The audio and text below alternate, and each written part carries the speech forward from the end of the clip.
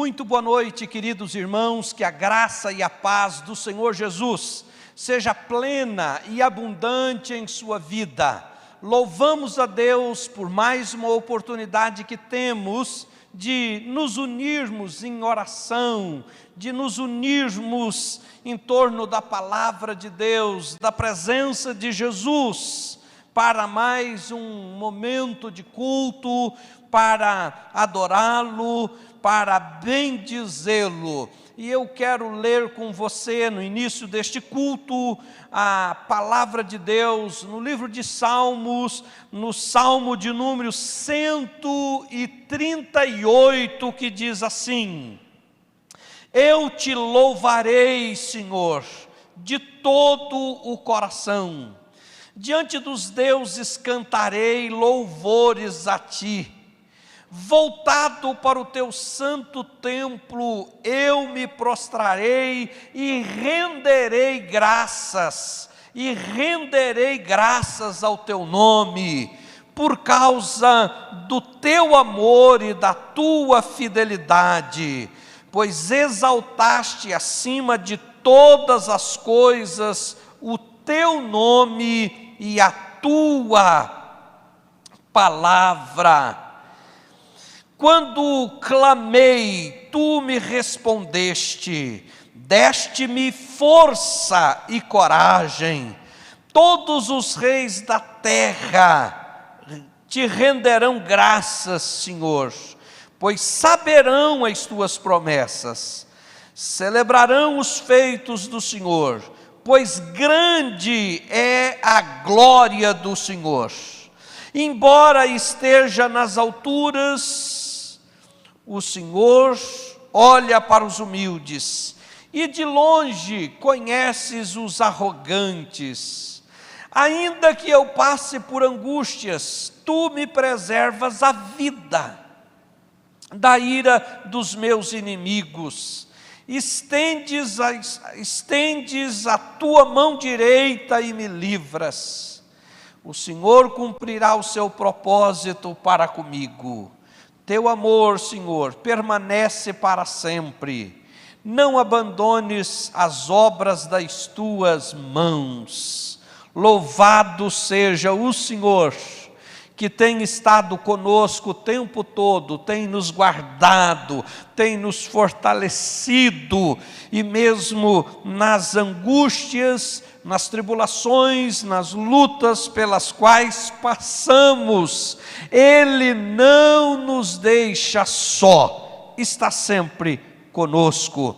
Que Deus esteja abençoando a tua vida e que o teu coração esteja aberto para juntos louvarmos a Deus e para recebermos mais uma porção da palavra que será trazida daqui a pouco pelo presbítero Paulo Rogério. Queridos, eu quero, antes de termos um momento de oração, quero apenas lembrá-los de que no próximo domingo estaremos retornando com o culto presencial, mas se faz necessário você fazer a sua inscrição. Você pode entrar aí no site da nossa igreja e lá temos todas as recomendações necessárias. É importante que você leia antes estas recomendações, porque para ver se você está dentro, do perfil necessário, ou dentro das condições necessárias para a inscrição e estar conosco. Algumas medidas que temos tomado para o seu próprio bem e para que em tudo o Senhor Jesus seja glorificado. Que Deus possa nos abençoar nessa fase que vamos entrar de retorno dos cultos presenciais, e que a bênção de Deus seja sobre todo o seu povo, porquanto nós somos eternamente dependentes do Senhor. Gostaria também de lembrá-lo de que no dia 12 de outubro, por ocasião do Dia das Crianças, o Ministério Infantil da Igreja estará promovendo um evento que acontecerá ainda de forma online, mas será assim um evento de bênção para a vida das nossas crianças, e teremos também um momento muito oportuno para os pais. Então, eu convido você a, desde já, estar orando por este evento, e que em tudo o Senhor seja honrado, seja glorificado, e as nossas vidas sejam edificadas pelas ministrações que serão trazidas. Eu quero neste instante abrir a você a oportunidade de dedicar ao Senhor os seus dízimos e as suas ofertas. Lembrando que, dado ao fato de você ter mantido a sua fidelidade, a sua generosidade, mesmo nestes tempos aí de pandemia, as necessidades aí têm sido supridas, o trabalho social da igreja, o trabalho espiritual da igreja, pôde acontecer de forma que todas as pessoas assistidas pelos projetos sociais foram abençoadas, estão sendo abençoadas. Aqueles que estão incumbidos de levar a mensagem do Senhor, seja nas cidades aqui no Brasil ou fora do Brasil, também tivemos aí condição de honrar os compromissos com estas pessoas, e nós louvamos a Deus por sua participação, louvamos a Deus pelo seu comprometimento, e estamos certos de que as janelas dos céus continuam abertas sobre a tua vida, conforme nos diz a palavra no livro de Malaquias, no capítulo de número 3. O Senhor dizendo das janelas abertas sobre aqueles que mantêm um coração generoso, sobre aqueles que mantêm no coração o compromisso de honrar o Senhor com os seus dízimos, suas ofertas, as rendas, que o Senhor então continue com as janelas dos céus abertas sobre tua vida. E agora eu quero orar com você, agradecendo a Deus por sua presença, por seu amor, agradecendo a Deus pela maior de todas as bênçãos, a vida eterna, a convicção que temos de vida eterna em Jesus.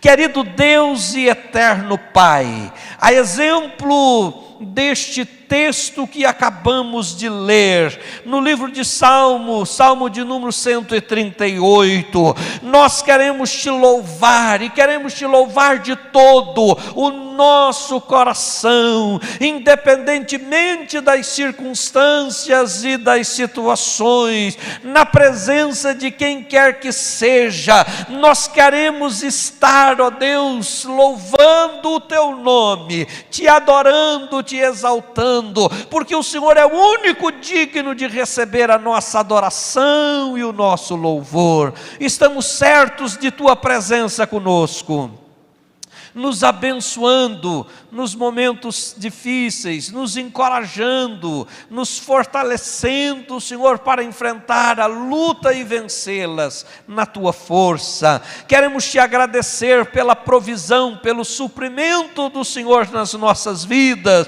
Por esta razão, nós dedicamos ao Senhor os nossos dízimos e as nossas ofertas, Senhor, como expressão de gratidão, como expressão de fé, como expressão de louvor à tua pessoa. E, ó Deus, estamos certos de que com as nossas ofertas a ti consagrada, Senhor, a tua obra será mantida e terá continuidade, para que muitas vidas venham conhecer o Senhor e venham conhecer o teu amor e ter a vida delas transformadas. Nós oramos assim, ó Deus, e fazemos no nome do Senhor Jesus. Amém e amém. Louvemos ao Senhor com bastante alegria, porque Ele merece todo o louvor, merece toda a alegria do nosso coração.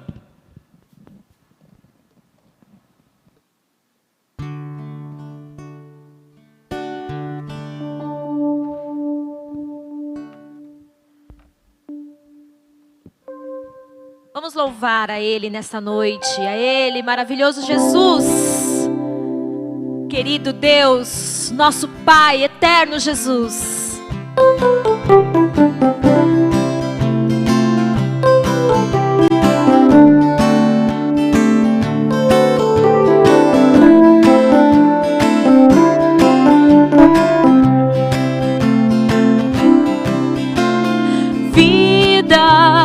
Fonte que me enche de alegria, permanente paz no meu interior. Eu sei, isso é Jesus. Tenho um amor que lança fora todo medo, preenche as lacunas do meu coração. Eu sei, esse é Jesus.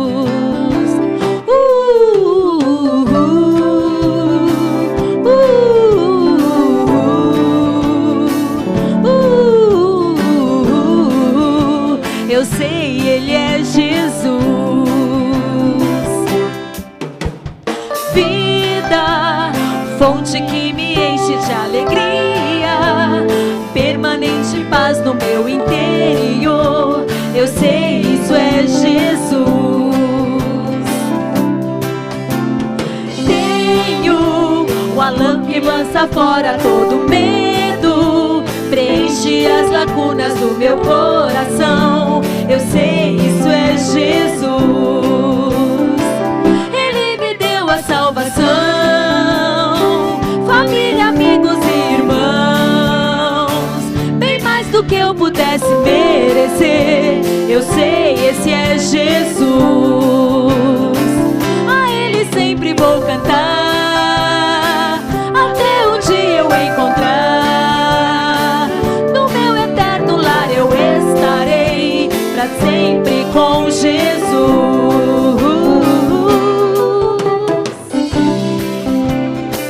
Se alegre na presença do Senhor, que o Espírito Santo de Deus entre na sua casa e promova uma grande alegria. Ele me deu a salvação, família, amigos e irmãos, bem mais do que eu pudesse merecer. Eu sei, esse é Jesus. A Ele eu sempre vou cantar, até o dia eu encontrar. No meu eterno lar eu estarei, pra sempre com Jesus.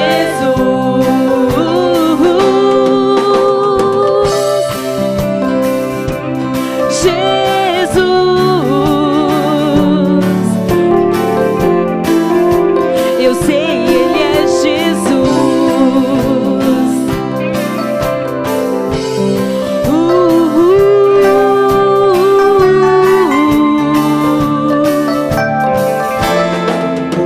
Eu sei, Ele é Jesus.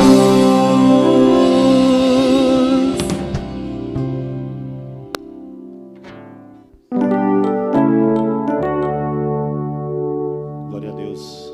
Estamos aqui mais uma vez reunidos. Queremos nesse momento celebrar o nosso melhor amigo. A gente pode ter tudo nessa vida, mas o mais importante para nós é ter o Senhor como nosso amigo.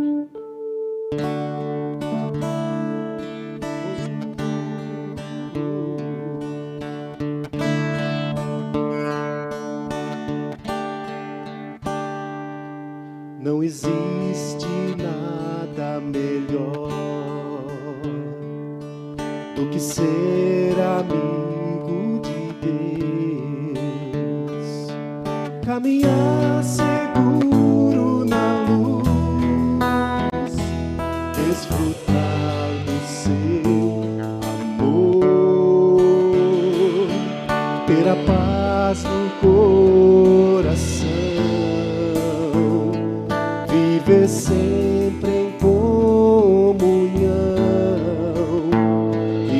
assim perceber a grandeza do poder de Jesus, meu bom pastor.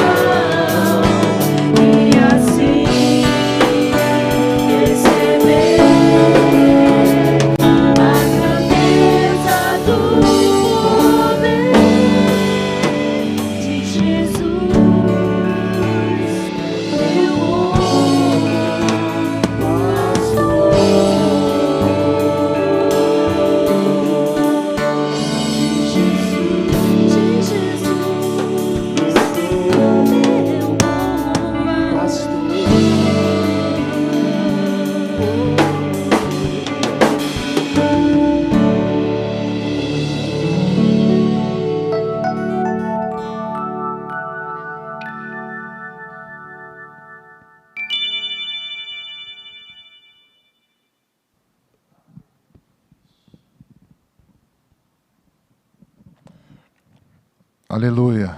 Louvado seja Deus pela sua presença em nossas vidas e por Ele ser o nosso amigo verdadeiro. Quero saudá-los, irmãos, com a graça e a paz do nosso Senhor e Salvador Jesus Cristo. Nessa noite nós podemos uma vez mais cultuar a este Deus, louvar e engrandecer o seu nome. Tivemos hoje pela manhã, às 9h30, a nossa EBD online. Presbítero Tom deu a aula de número 8. Às 10h30 tivemos o culto. A palavra o pastor Clóvis trouxe aos nossos corações. Céus abertos nas circunstâncias difíceis. E agora estamos aqui para uma vez mais compartilhar da sua palavra. Quero convidar os irmãos a abrir a sua Bíblia, 1 Tessalonicenses, capítulo 1. Nós vamos ler do versículo 1 ao versículo 10. 1 Tessalonicenses, capítulo 1, versículo 1 ao versículo 10. Diz assim: Paulo, Silvano e Timóteo, a igreja dos Tessalonicenses, em Deus Pai e no Senhor Jesus Cristo. A vocês, graça e paz da parte de Deus e do nosso Senhor Jesus Cristo. Sempre damos graças a Deus por todos vocês, mencionando-os em nossas orações. Lembramos continuamente diante de nosso Deus e Pai o que vocês têm demonstrado, o trabalho que resulta da fé, o esforço motivado pelo amor e a perseverança proveniente da esperança em nosso Senhor Jesus Cristo. Sabemos, irmãos, amados de Deus, que Ele os escolheu, porque o nosso Evangelho não chegou a vocês somente em palavra, mas também em poder, no Espírito Santo e em plena convicção. Vocês sabem como procedemos entre vocês e em seu favor. De fato, vocês se tornaram nossos imitadores e do Senhor, pois, apesar de muito sofrimento, receberam a palavra com alegria que vem do Espírito Santo. Versículo 7. Assim, tornaram-se modelo para todos os crentes que estão na Macedônia e na Acaia, porque, partindo de vocês, propagou-se a mensagem do Senhor na Macedônia e na Acaia. Não somente isso, mas também por toda parte, tornou-se conhecida a fé que vocês têm em Deus. O resultado é que não temos necessidade de dizer mais nada sobre isso, pois eles mesmos relatam de que maneira vocês nos receberam e como se voltaram para Deus, deixando os ídolos, a fim de servir ao Deus vivo e verdadeiro, e esperar dos céus seu Filho, a quem ressuscitou dos mortos, Jesus, que nos livra da ira que há de vir. Louvado seja Deus pela sua palavra. Vamos orar uma vez mais, pedindo a Deus que Ele possa falar ao nosso coração. Pai, em nome de Jesus, nós te agradecemos, ó Deus, pela tua palavra, pelo privilégio que temos de compartilhá-la, por estarmos aqui, ó Deus, em torno da tua bendita palavra. Que o Senhor possa falar ao nosso coração, que o Senhor tenha liberdade, ó Deus, através do teu Espírito, de ministrar na vida e no coração de cada um de nós. Se for assim a sua vontade, ó Deus, que o Senhor possa, de alguma forma, usar a minha vida para falar com os meus irmãos que nos assistem. E da mesma forma que o Senhor falou ao meu coração quando me deu essa palavra. Seja conosco, Pai, e nos conduza em nome de Jesus. Amém. Queridos, Tessalônica era uma cidade portuária, muito movimentada e ficava na extremidade interior do Golfo Termáqueo. Era um centro importante para as comunicações e também para o comércio. A situação histórica da igreja de Tessalônica nós também vemos em Atos capítulo 17. Se nós lermos essa passagem de Atos, nós vamos entender um pouco mais deste contexto da igreja de Tessalônica. Seu nome era Terma, devido às muitas fontes de águas quentes que haviam naquela cidade. No ano 315 a.C., a cidade recebeu o nome, então, de Tessalônica, em homenagem à meia-irmã de Alexandre o Grande, filha de Filipe. Tessalônica era a capital da província da Macedônia, na época com cerca de 200 mil habitantes. A igreja de Tessalônica surgiu, foi gerada, foi criada em meio ao sofrimento, em meio à perseguição e em meio a uma imensa hostilidade. Porém, os ventos da perseguição não prevaleceram sobre aquela igreja. O apóstolo Paulo desejava ir então para o continente asiático e não para a Europa, para o Ocidente. O apóstolo Paulo então é conduzido pelo Espírito Santo a tomar outro rumo, a seguir por outro trajeto, por outra direção. E por causa dessa mudança de rota, o Evangelho então alcançou aquele lugar. Nesse contexto, nós podemos ver, identificar, que os planos de Deus devem prevalecer sobre a vontade humana. Paulo, então, chega a esta bem estabelecida e conceituada cidade, e após um período aí de 3 semanas, vemos grande multidão de pessoas convertidas. Vemos uma igreja implantada, mesmo debaixo de perseguição, debaixo de opressão, se torna uma igreja sólida, uma igreja firme e bem estabelecida. Paulo partiu após uma permanência breve nessa cidade. E de Corinto, então, Paulo escreve essa primeira carta com o propósito de incentivar os novos convertidos nas suas provações, dando-lhes instruções a respeito de um viver piedoso, porque entre eles, os convertidos recentes do paganismo ficavam expostos em meio à perseguição. Então Paulo, vendo essa necessidade, ele se dirige àquela igreja. Além disso, uma igreja que irradia também o evangelho para outras cidades, para outros povos, e isso tudo pelo agir de Deus através da vida de Paulo, sendo usado como um canal, como um instrumento de Deus. A igreja tessalônica é muito bem vista pelo apóstolo Paulo, a ponto de ser mencionada como exemplo, como modelo para as demais igrejas, para os demais irmãos, e por que não dizer também para nós em nossos dias. Nós costumamos dizer que não existe igreja perfeita, porque a igreja é formada por pessoas. A igreja somos nós, e nós não somos perfeitos. Mas quando nós olhamos para essa igreja, e para o relato do apóstolo Paulo, tecendo elogios a este povo, falando da forma como receberam a palavra, da forma como se portaram, podemos pensar que é possível nos esforçarmos um pouquinho mais e cumprir o propósito que o Senhor tem para nós em nossos dias. O propósito que o Senhor tem para nós como igreja.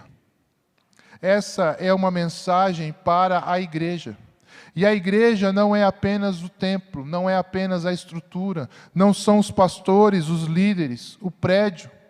A igreja são aqueles que entenderam o sacrifício de Jesus na cruz do Calvário e que o receberam em suas vidas como único e suficiente Salvador. Se você se considera igreja, essa mensagem é para você, essa mensagem é para mim, essa mensagem é para todos nós. Paulo começa agradecendo pela vida dos irmãos daquela igreja, falando inclusive daquilo que eles vinham demonstrando, como nós vemos no versículo 3.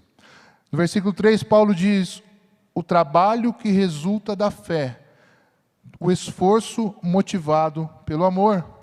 Um trabalho motivado, movido, alimentado, gerado pela fé no Senhor Jesus. Paulo vai dizer também à igreja dos Colossenses que tudo aquilo que fizeres, fazei como para o Senhor e não para homens. Parece que Paulo repete essa intenção nessa carta aos Tessalonicenses. Ou seja, fé naquele que nos salvou da morte eterna. Fé naquele que nos purificou de todo o nosso pecado. Morreu no nosso lugar. Ou seja, crer de fato no sacrifício de Jesus na cruz do Calvário. Quando temos essa convicção, quando temos a convicção de que estamos fazendo, e do que estamos fazendo é para aquele que nos chamou, nos separou para a sua obra, nos chamou, nos separou para fazer a sua obra e a sua vontade, nós não reclamamos, nós não murmuramos, isso não se torna peso, não gera competição, não gera disputa, porque o nome do Senhor está sendo glorificado. Nós vemos aqui a tríade, ou seja, de fé, esperança e amor, que lemos muitas vezes essas palavras no Novo Testamento, como por exemplo em Romanos, na primeira carta que Paulo escreve aos Coríntios, Gálatas, Hebreus e em outras passagens. Vemos fé, esperança e amor. A fé produz ação, e nisso temos a motivação correta em nosso coração. Todo o esforço, nosso trabalho, se torna agradável a Deus. Não fazemos isso, então, esperando recompensa humana. Os elogios humanos, ou fazendo algo pensando no status, na posição, no cargo que eu possa alcançar dentro da igreja ou no reino, mas todo esforço, todo trabalho sendo o resultado da fé naquele que nos salvou, motivados pelo amor, amor esse que já foi derramado em nossos corações, como Paulo diz em Romanos 5:5, não pode ser por barganha, Não podemos fazer essas coisas, irmãos, por obrigação. Não podemos fazer para impressionar ou para agradar alguém dentro da igreja, mas sim pelo amor naquele que reconhecemos como nosso Senhor e Salvador. Todo esforço é vão, quando não é motivado, incentivado por este amor. Porque o amor é um dom de Deus, pois Deus é amor. 1 João 4,8 diz: quem não ama não conhece a Deus, porque Deus é amor. Uma vez que nós nos dispomos a fazer algo, façamos com esse amor. Esse amor que o Senhor já colocou nos nossos corações. E por esse amor, então, nos dediquemos à sua obra. Você tem um amor no seu coração. Talvez algo esteja impedindo de demonstrá-lo. Algo esteja impedindo de exercê-lo. Mas, para sermos uma igreja relevante, a exemplo da igreja de Tessalônica, permita que Deus use a sua vida em amor, em favor das pessoas que precisam conhecer e desfrutar da palavra, da presença do Senhor. Deixe o Senhor usar esse amor que já está no seu coração, para que outras pessoas venham a conhecer a bondade do Senhor, a salvação e a vida eterna. Ainda no versículo 3, Paulo continua dizendo: a perseverança proveniente da esperança em nosso Senhor Jesus Cristo. Ou seja, não é um otimismo ilusório, sem fundamento, mas a firme confiança no Senhor Jesus e na sua segunda vinda. Esse deve ser o nosso olhar. Essa deve ser a esperança da igreja, a volta do Senhor Jesus. A esperança confiada em Jesus nos faz perseverar, nos faz insistir, porque aí nós temos a convicção de que Ele está no controle das nossas vidas e que as suas promessas, elas irão se cumprir nas nossas vidas. Temos muitas vezes a facilidade em desistir, de não perseverar. Paramos no meio do caminho, talvez porque a nossa esperança se esfriou, a nossa esperança diminuiu, se findou, se frustrou por situações, por circunstâncias, por palavras que recebemos de alguém. Tiago 1, verso 3 e 4, diz: pois vocês sabem que a prova de sua fé produz perseverança. E a perseverança deve ter ação completa, a fim de que vocês sejam maduros e íntegros, sem lhes faltar coisa alguma. Uma fé, irmãos, que nos suporta na perseverança. Uma fé que nos fortalece, que nos faz caminhar, que nos faz aprender, crescer, traz maturidade para nós, integridade diante dos desafios que a vida nos proporciona, ao qual todos nós estamos sujeitos a passar.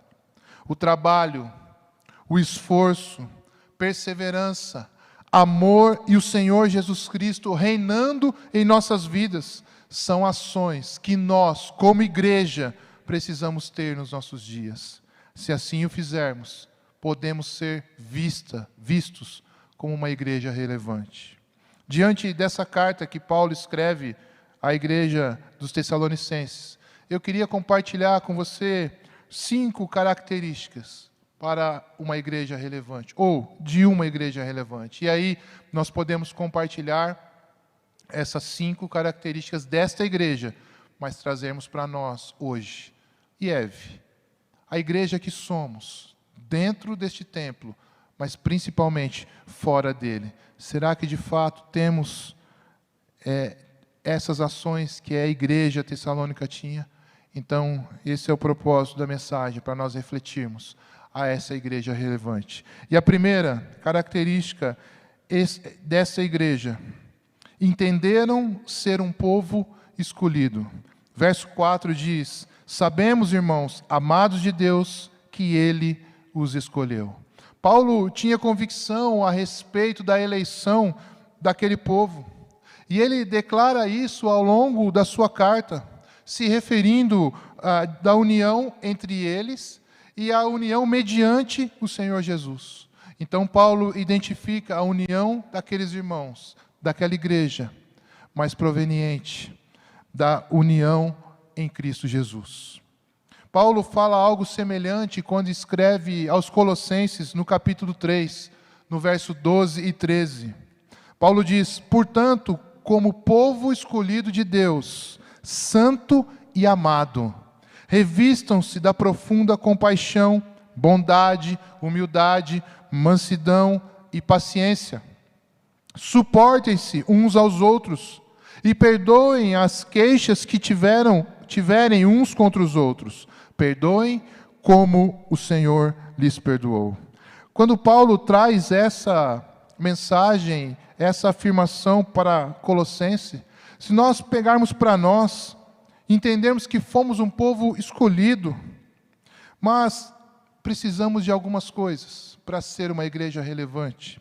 Como ele diz, profunda compaixão, se compadecer, bondade, ser um povo humilde, ter mansidão, ter paciência, procurar suportar um ao outro, apoiar um ao outro, incentivar um ao outro, perdoar quando tiver algumas questões, algumas dificuldades, assim como Cristo nos perdoou. Quando nós entendermos isso, podemos caminhar na perspectiva de uma igreja relevante.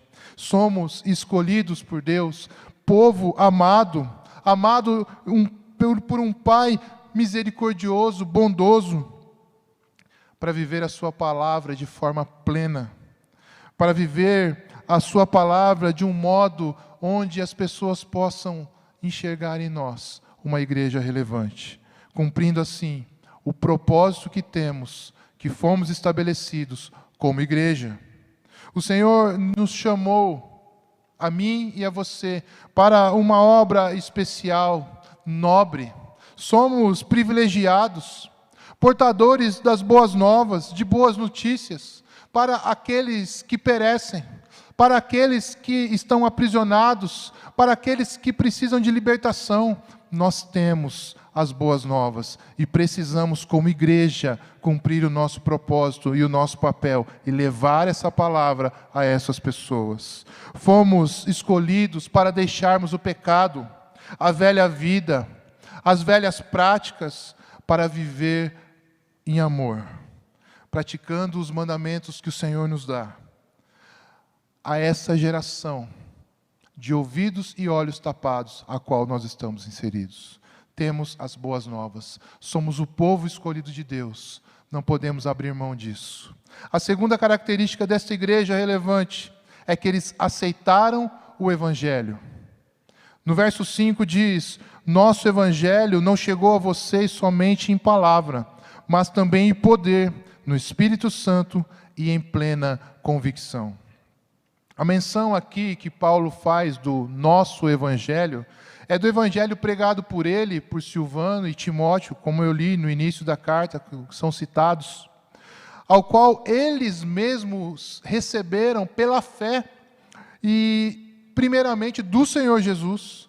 Então, o Evangelho que vem de Jesus, recebido por estes homens, foi ministrado, foi pregado àquele povo. O Evangelho da salvação, o Evangelho que cura, que liberta, que salva e que restaura. É desse Evangelho que Paulo se refere.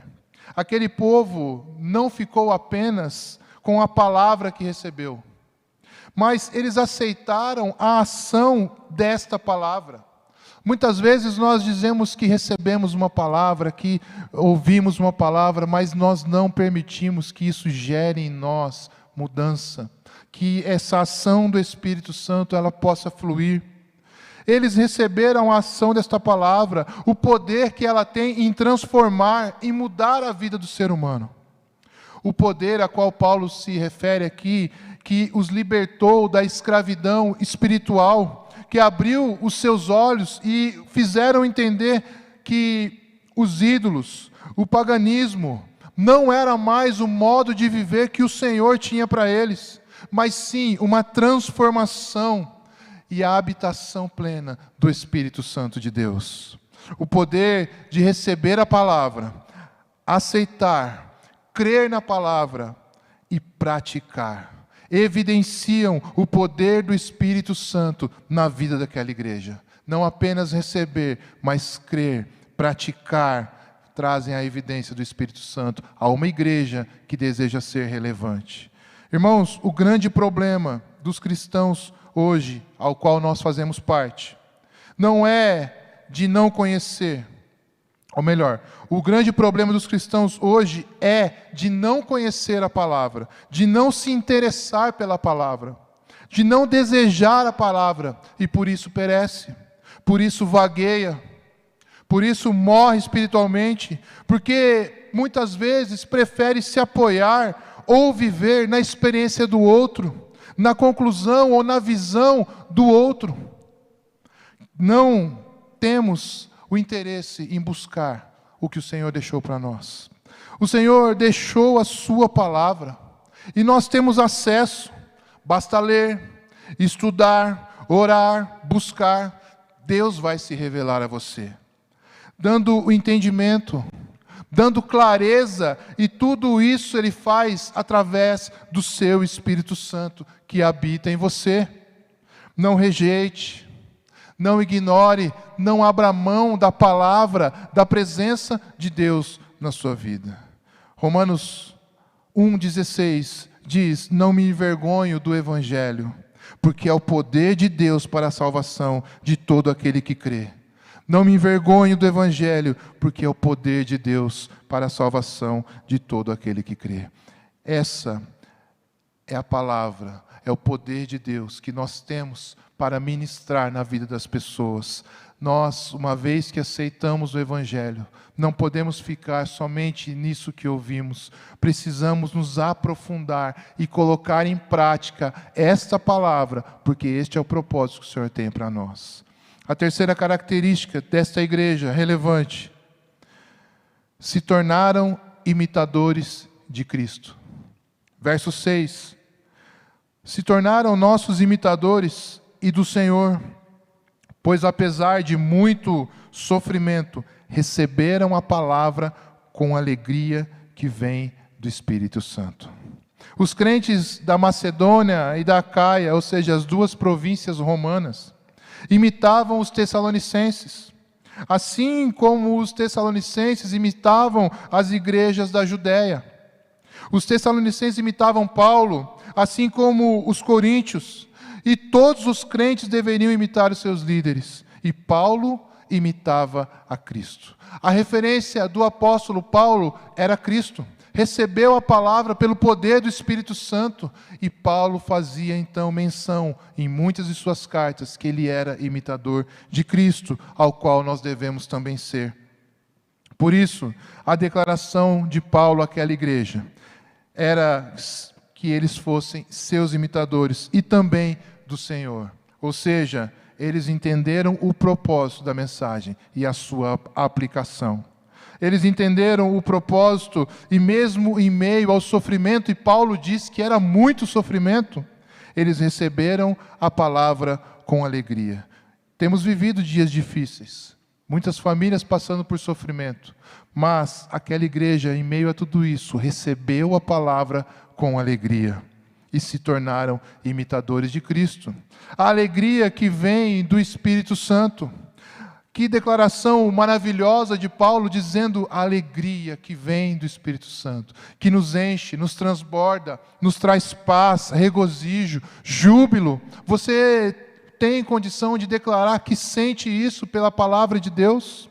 Que nos dá paz, confiança, a alegria que vem do Espírito Santo.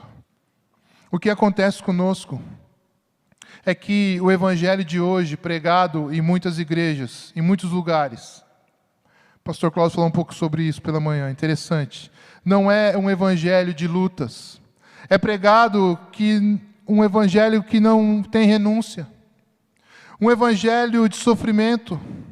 Aí, quando vem as lutas, os sofrimentos, as aflições, os problemas, nós começamos a questionar, a duvidar se Deus de fato é conosco, se Deus de fato nos ama, porque o evangelho que eu estou ouvindo é um evangelho de prosperidade, é um evangelho que não há lutas, que não há tribulações. Mas, irmãos, se somos imitadores de Cristo, olhe para o Senhor da igreja e veja a vida terrena que Ele teve. Veja onde o Senhor Jesus nasceu. Veja a rejeição que Ele sofreu, o quanto foi ignorado, sem pompas e circunstâncias. Foi traído, preso, agredido, açoitado, exposto aos olhos de todos como um impostor, um agitador. Teve no seu corpo as marcas, as feridas, foi crucificado, humilhado e morto. E nós hoje dizemos ser imitadores de Cristo, e não queremos ou não aceitamos passar por sofrimentos, por lutas, por provações. Queremos ainda ser honrados, ser poupados. Na verdade, estamos acomodados. Se o seu Senhor sofreu o que sofreu, por que eu hoje quero ser honrado? O Evangelho tem luta, o Evangelho tem sofrimento, o Evangelho tem dificuldades, tem perdas, tem humilhação, pois se o Senhor Jesus passou por tudo isso, por que nós não podemos passar?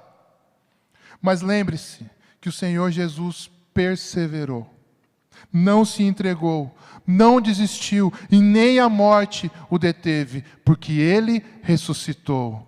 Ele ressuscitou e vive para todo sempre. 2 Timóteo, capítulo 2, verso 11 e 13 diz: esta palavra é digna de confiança. Se morremos com Ele também viveremos. Se perseveramos com Ele, também reinaremos.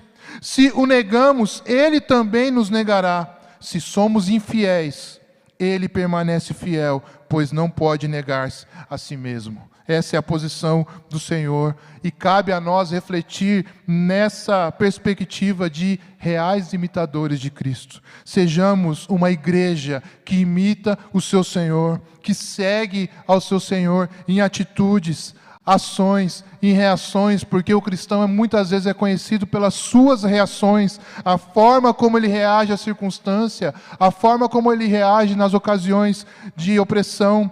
Sejamos conhecidos por uma igreja que imita o seu Senhor nos sentimentos, no amor, no caráter de Cristo, se entregando por Ele, servindo a Ele, amando a Ele, como Ele fez por nós. Assim, podemos nos tornar modelos para os cristãos, assim como aconteceu com essa igreja tessalônica. Irmãos, imitador de Cristo não é muitas vezes fácil, mas é necessário, é para aquilo que o Senhor nos chamou. Então, quando nós dizemos, a exemplo do que Paulo diz, ser imitador de Cristo, veja a vida que Paulo teve, os sofrimentos, as lutas, as provas que Paulo passou, e isso é imitar a Cristo. Que possamos refletir sobre isso. Quarta característica desta igreja, uma igreja que propagou o Evangelho.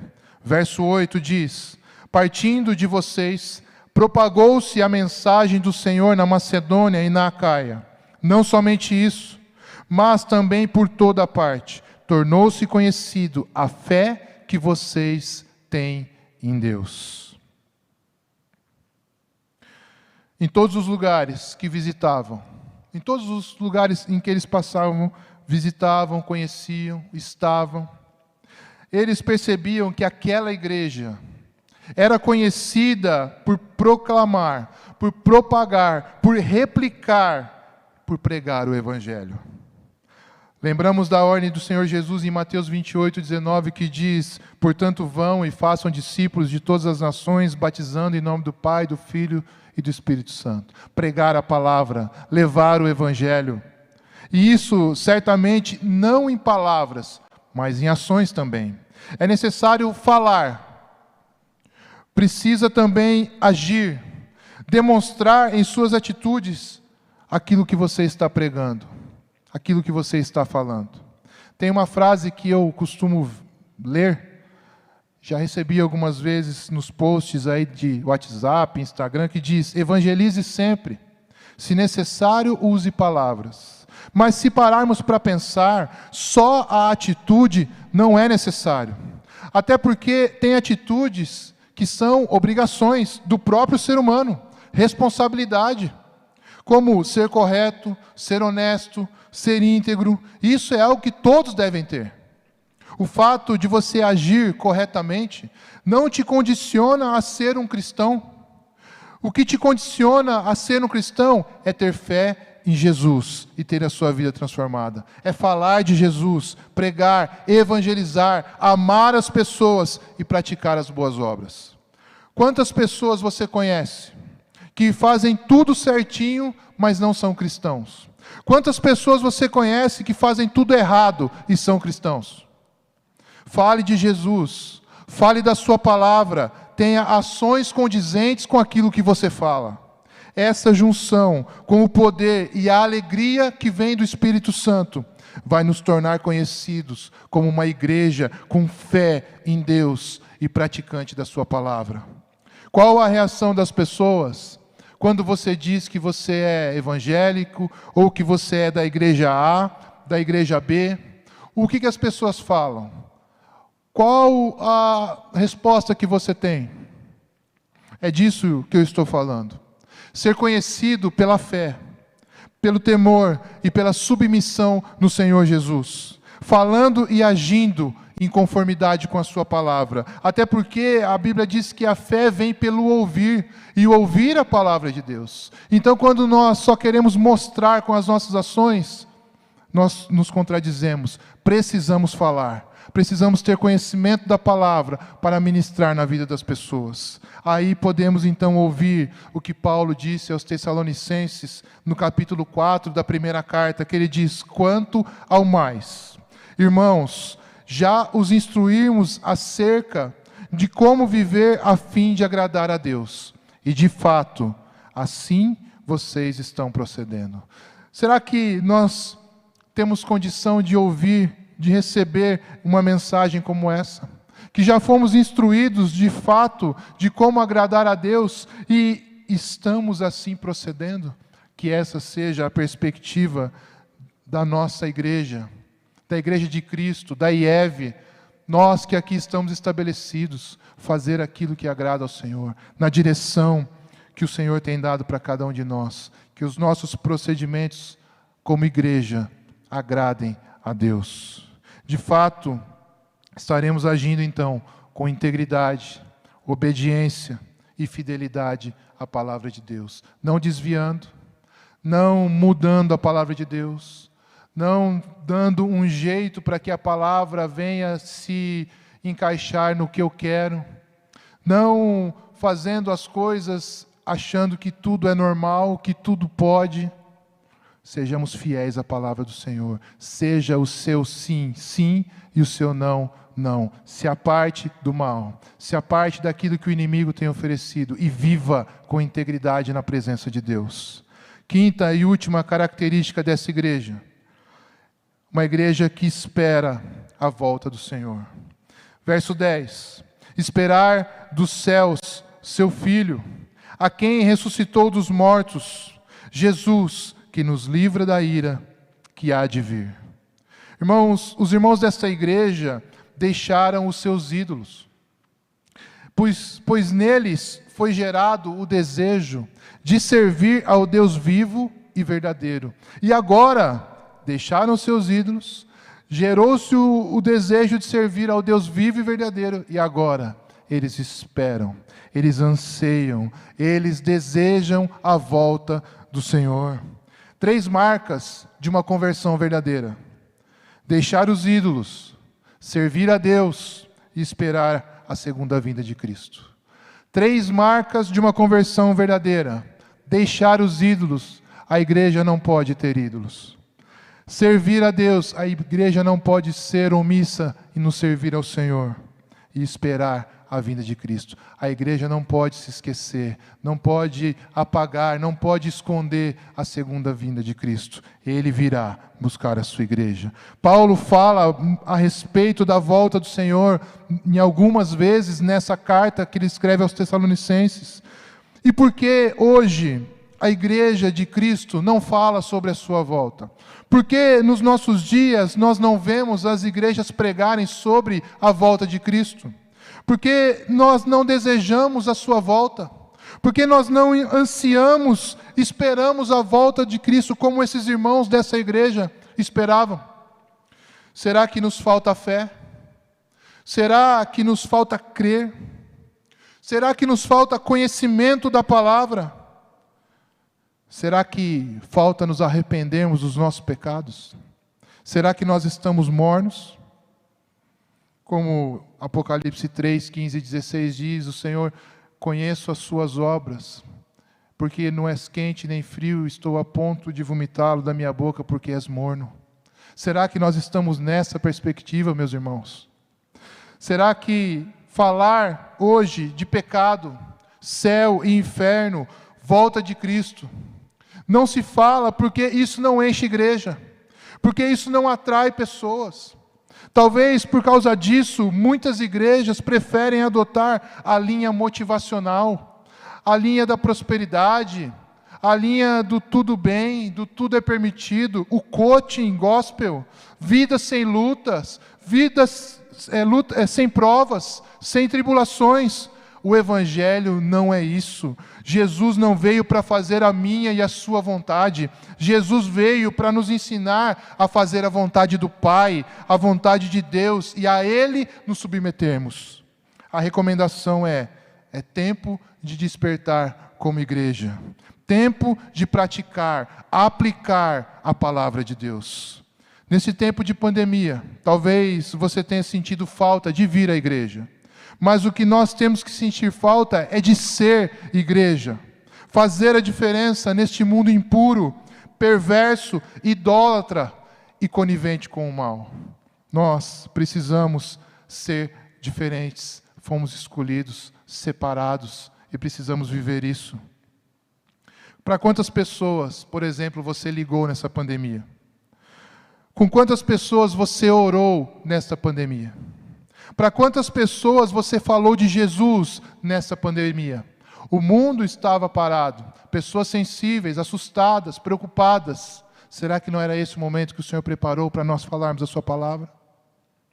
Ser sal e luz, povo santo, obediente, íntegro, que se desvia do mal, que prega a palavra, evangeliza, que ama, que cuida, que estende a mão, sofre, mas que crê que aquele que nos chamou é fiel e justo para nos sustentar, nos abençoar e estar conosco até o fim dos dias.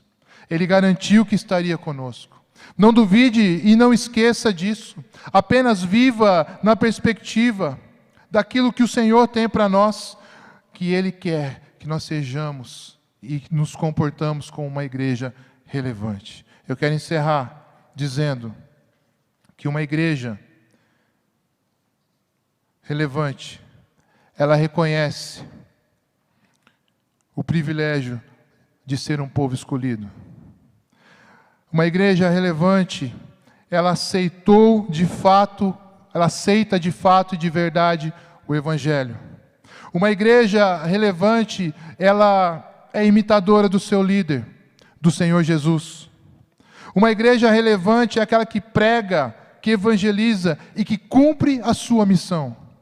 Uma igreja relevante é uma igreja que espera, que anseia, que deseja a volta do seu Senhor. Nós temos um dono e Ele vai voltar para nos buscar. Irmãos, eu não sei como você tem vivido. Eu não sei qual é a sua perspectiva em relação à igreja. Mas lembre-se que a igreja é você. A igreja sou eu. Nós somos a igreja. E quando nós dizemos algo a respeito da igreja, nós estamos dizendo de nós mesmos. Então, primeiramente, nós precisamos olhar para nós e ver se estamos fazendo aquilo que de fato o Senhor espera. Aquilo que de fato o Senhor ministrou para que nós possamos fazer. Quando olhamos para a vida de Paulo, tudo aquilo que Paulo relata, do sofrimento, das prisões, dos açoites. Vemos pessoas que foram mortas, perderam a sua vida por permanecer no Evangelho. Mas hoje é tão simples para nós, tão cômodo, das nossas casas, do nosso aparelho celular, nós mandarmos mensagem, evangelizar. Isso não é errado. é uma das ferramentas, mas nós precisamos viver este evangelho verdadeiro. Não podemos nos atinar para esses ensinamentos que têm sido sobre as nossas vidas, de que o evangelho não é um evangelho de cruz, não é um evangelho de renúncia. Isso não é verdade. Nós precisamos renunciar muitas coisas para servir aquele que nos amou primeiro, que morreu por nós. O amor incondicional de Jesus, demonstrado naquela cruz por mim e por você, fala por tudo e por todas as coisas. Que nós possamos ser uma igreja relevante, aqui neste lugar e fora dele, pregando a palavra, falando a verdade, se comportando e praticando o que a palavra nos orienta a fazer. Eu quero orar com você, em seguida nós teremos um louvor, mas eu quero orar antes e dizer que temos toda a condição de ser uma igreja relevante. Precisamos querer, precisamos desejar. Pai, em nome de Jesus, eu quero te agradecer pela tua palavra, Deus. Obrigado, Senhor, porque nós temos acesso às Escrituras, deixadas, ó Deus, para nos alertar, para nos ensinar, para nos exortar. Deus, deixada para que nós pudéssemos compreender o seu propósito nas nossas vidas. E hoje, como lemos, ó Deus, nesta carta que o apóstolo Paulo escreve à igreja tessalônica, nós vemos, ó Pai, o quanto ainda precisamos melhorar, o quanto ainda precisamos buscar ao Senhor. Senhor, que as nossas ações, que as nossas práticas, sejam todas elas motivadas pela fé no Senhor Jesus, na convicção daquilo que o Senhor fez na cruz do Calvário. Nós não podemos invalidar, ó Deus, o seu sacrifício, não podemos invalidar, ó Pai, o plano de salvação de Deus, Pai, para com o Senhor nas nossas vidas, que nós possamos olhar para o Senhor Jesus e ver o sofrimento, a humildade, a simplicidade e o amor que Ele tem por cada um de nós. Que nós, como igreja, possamos, neste tempo que temos vivido, ser separados de fato e de verdade, não compactuar com as coisas mundanas, com aquilo que o inimigo tem lançado, que a igreja seja uma igreja relevante, firme, fortalecida, firmada, santificada, para que a palavra seja pregada, para que a palavra seja ministrada, vidas sejam libertas, vidas sejam alcançadas, que o cativo, o oprimido, ó Pai, possa ser liberto, ter a sua vida restaurada, porque este é o poder do Teu Evangelho e da Tua Palavra, a salvação na vida das pessoas. Que nós venhamos a nos preocupar com o perdido, com as causas, ó Deus, onde a salvação, que é a maior de todas as bênçãos, seja sempre a motivação, seja sempre o nosso foco. Pai, nos ajuda como igreja a praticar todos os dias, ó Deus, a Tua Palavra. Se há algo em nós que precisa ser mudado, se há algo em nós que precisa ser, ó Deus, restaurado, que o Senhor nos ajude, sonda o nosso coração e nos dê, ó Pai, a possibilidade de melhorarmos, nos dê, ó Deus, oportunidades de fazermos melhor, para sermos uma igreja relevante no nosso tempo.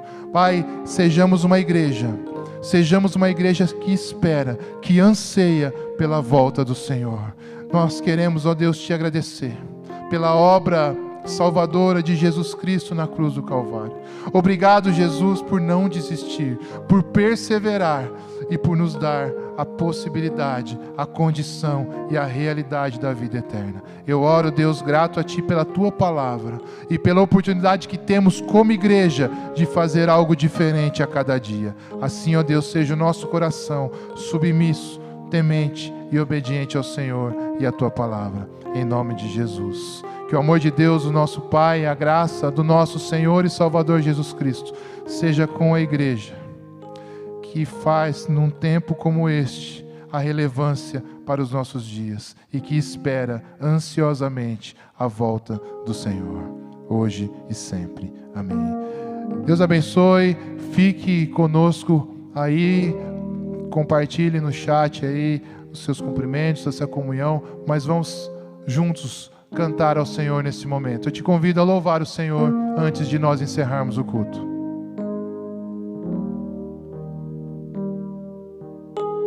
Tu és a minha coração, a ti me renderei. Se ao teu lado estou, seguro em tuas mãos, eu nada temerei.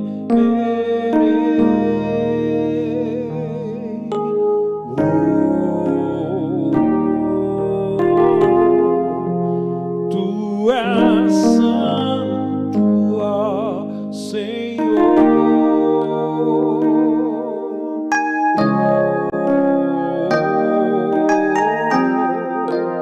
Tu és digno de louvor.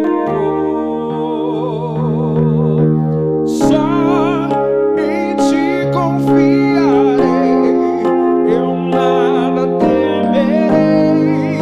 Em frente eu irei, pois eu sei que vivo estás e um dia voltará do céu pra nos buscar, pra sempre reinará.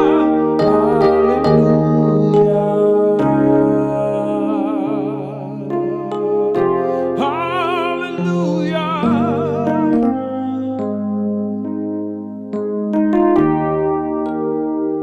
Vem, Jesus.